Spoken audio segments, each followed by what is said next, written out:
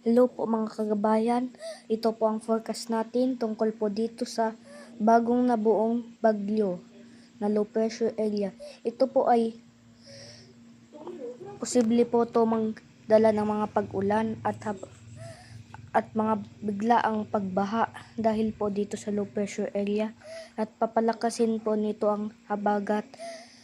Mababa pa rin po ang tsansa nito na maging bagyo, pero papalakasin pa rin ito ang habagat at magpapadala pa rin ng ulan ang habagat.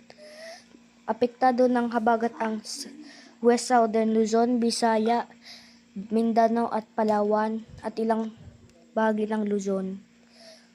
At ito po ay posible rin po ito maging bagyo pag tumaas na po ito dyan sa Philippine Sea. At pag tumaas po ito, maapektuhan rin po ang Bicol Region at Northern Luzon at Eastern Visaya. Kaya lagi po maghanda sa posibilidad na pagbaha.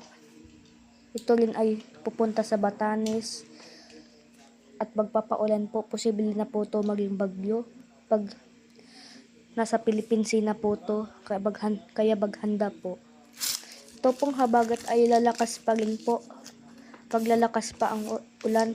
Diyan po sa Bicol Region ay may pag-ulan po na thunderstorms na bigla na posible magdala ng flash flood. Dito rin po sa ilang bahagi ng buong Luzon ay makakaranas ng thunderstorm na may localized rain showers.